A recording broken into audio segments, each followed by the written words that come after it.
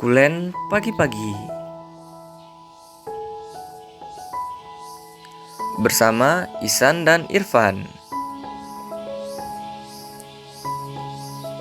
Filsafat etika komunikasi. Tentang konsep filsafat etika komunikasi, hakikat dan urgensinya dalam kehidupan.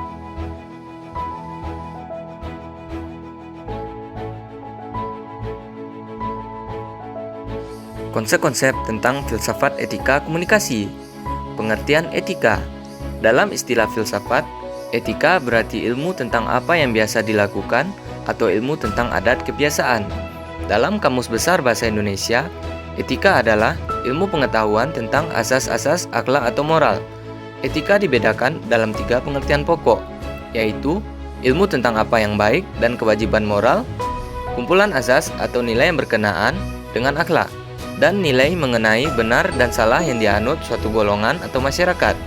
Dalam pembahasan ini, maka etika dapat diartikan sebagai nilai-nilai atau norma yang menjadi pegangan bagi seorang atau kelompok dalam mengatur tingkah lakunya.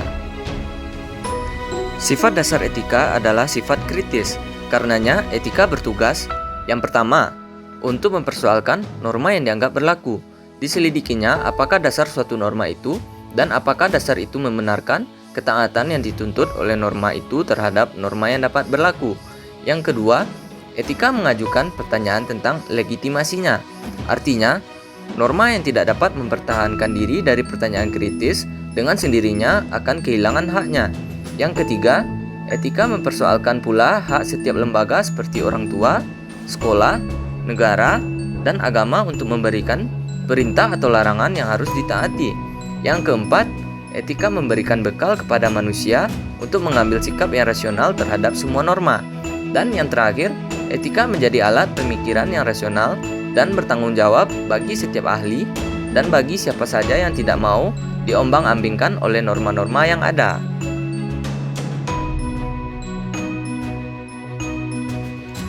Etika sering disebut filsafat moral. Etika merupakan cabang filsafat yang berbicara mengenai tindakan manusia dalam kaitannya dengan tujuan utama hidupnya. Etika membahas baik buruk atau benar tidaknya tingkah laku dan tindakan manusia serta sekaligus menyoroti kewajiban-kewajiban manusia. Etika mempersoalkan bagaimana manusia seharusnya berbuat atau bertindak. Tindakan manusia ditentukan oleh macam-macam norma. Etika menolong manusia untuk mengambil sikap terhadap semua norma dari luar dan dari dalam, supaya manusia mencapai kesadaran moral yang otonom ketika menyelidiki dasar semua norma moral. Dalam etika biasanya dibedakan antara etika deskriptif dan etika normatif. Etika deskriptif memberikan gambaran dari gejala kesadaran moral dan norma dan konsep etis. Etika normatif tidak berbicara lagi tentang gejala, melainkan tentang apa yang sebenarnya harus merupakan tindakan manusia. Dalam etika normatif, norma dinilai dan setiap manusia ditentukan. Etika komunikasi. Dalam berbagai kesempatan, komunikasi diperlihatkan sebagai ilmu yang berhubungan dengan berbagai macam ilmu pengetahuan yang lain. Ini menandakan bahwa komunikasi menyentuh berbagai macam bidang kehidupan manusia. Komunikasi juga menyentuh aspek ilmu dalam bidang komunikasi. Apa yang terjadi apabila nilai, gagasan, dan ide komunikasi justru tidak dikomunikasikan? Etika komunikasi mencoba untuk mengelaborasi standar etis yang digunakan oleh komunikator dan komunikan. Setidaknya ada 7 perspektif etika komunikasi yang bisa dilihat dalam perspektif yang bersangkutan, yaitu yang pertama, perspektif politik. Dalam perspektif ini, etika untuk mengembangkan kebiasaan ilmiah dalam praktek berkomunikasi, menumbuhkan bersikap adil dengan memilih atas dasar kebebasan, mengutamakan motivasi, dan menanamkan penghargaan atas perbedaan. Dan yang kedua, perspektif sifat manusia. Sifat manusia yang paling mendasar adalah kemampuan berpikir dan kemampuan menggunakan simbol. Ini berarti bahwa tindakan manusia yang benar-benar manusiawi adalah berasal dari nasionalitas yang sadar akan apa yang dilakukan dan dengan bebas untuk memilih melakukannya. Dan yang ketiga, perspektif biologis. Komunikasi adalah proses transaksi dialogal dua arah. Sikap dialogal adalah sikap setiap partisipasi komunikasi yang ditandai oleh kualitas keutamaan seperti keterbukaan, kejujuran, kerukunan, intensitas, dan lain-lainnya. Hakikat filsafat komunikasi. Proses komunikasi dapat dilihat dalam dua perspektif besar, yaitu perspektif psikologis dan perspektif mekanis. Dari proses komunikasi yang begitu kompleks dan tidak sederhana tersebut, refleksi komunikasi diperlukan untuk mendapatkan perspektif yang lebih luas dan komprehensif. Filsafat komunikasi adalah ilmu yang mengkaji setiap aspek dari komunikasi dengan menggunakan pendekatan dan metode filsafat, sehingga didapatkan penjelasan yang mendasar, utuh, dan sistematis seputar komunikasi. Pemikiran filsafat komunikasi merupakan pemikiran yang menyatu dengan pemikiran teori komunikasi. Beberapa tokoh yang menjadi pemikiran filsafat komunikasi adalah Richard Lanigan, Stephen L. John, dan Whitney Almander.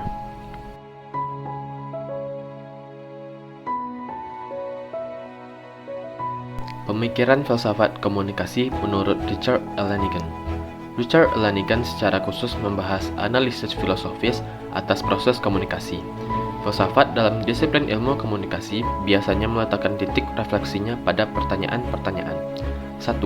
Apa yang aku ketahui, termasuk ke dalam kajian ontologi dan metafisika. 2. Bagaimana aku mengetahuinya, termasuk ke dalam kajian epistemologi. 3. Apakah aku yakin, termasuk ke dalam kajian aksiologi.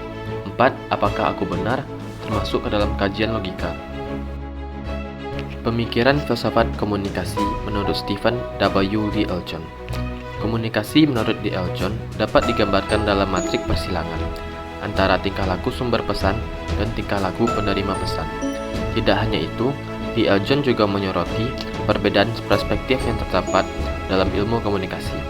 Perspektif yang ada dalam ilmu komunikasi dapat berbeda dengan perspektif lainnya.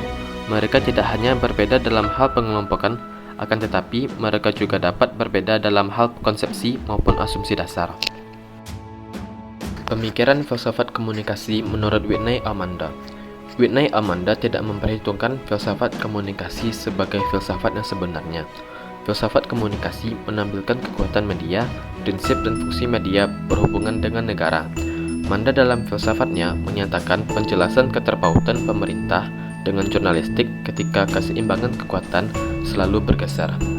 Menurut Manda, pers dibagi menjadi 5 bagian, yaitu otoriter, sosial otoriter, libertarian, sosial libertarian, dan sosial sentralis. Urgensi mempelajari filsafat etika komunikasi. Filsafat memberikan landasan kokoh mengenai gejala dalam komunikasi, yang kemudian memberikan pemahaman mendalam mengenai gejala dalam komunikasi tersebut. Dengan demikian, kita dapat mengerti dan memahami ilmu komunikasi, bukan hanya mengenai bagaimana berkomunikasi, tapi juga bagaimana memperoleh ilmu komunikasi serta dampak ilmu komunikasi bagi masyarakat. 13 manfaat mempelajari filsafat etika komunikasi. 1. Mengajak berpikir cermat dan tidak kenal lelah dalam mengembangkan ilmu komunikasi. 2. Memberikan bahan pertimbangan yang matang sehingga persoalan mengenai ilmu komunikasi memiliki landasan yang kuat. 3. Menjelaskan keberadaan manusia dalam pengembangan ilmu komunikasi. 4. Melatih dan mengajarkan kebijaksanaan dalam memandang persoalan dalam ilmu komunikasi. 5. Memperlancar integrasi antar ilmu yang berkaitan dengan dan dibutuhkan dalam pengembangan ilmu komunikasi. 6. Mengajak dan mengajarkan bersifat arif dan berwawasan luas terhadap berbagai persoalan dalam ilmu komunikasi. 7. Mengajarkan dan membuat lebih kreatif perihal pandangan dalam ilmu komunikasi serta ide-ide yang muncul terkait ilmu komunikasi. 8. Membentuk sikap kritis dalam menghadapi persoalan yang muncul dalam kajian ilmu komunikasi, sehingga tidak terjebak dalam fanatisme berlebihan. 9. Meningkatkan kemampuan menganalisis secara kritis, sintetis, dan komprehensif atas berbagai permasalahan dalam ilmu komunikasi. 10. Menunjang sikap netral atau mempertahankan pandangan filsafat lainnya terkait ilmu komunikasi. 11. Memberikan pengertian mengenai cara hidup, pandangan hidup, serta pandangan dunia. 12.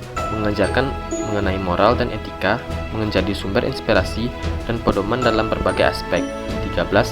Alat untuk mencari kebenaran atas segala gejala yang muncul, serta memberikan landasan filosofis dalam memahami konsep ilmu komunikasi serta membangun teori ilmiahnya.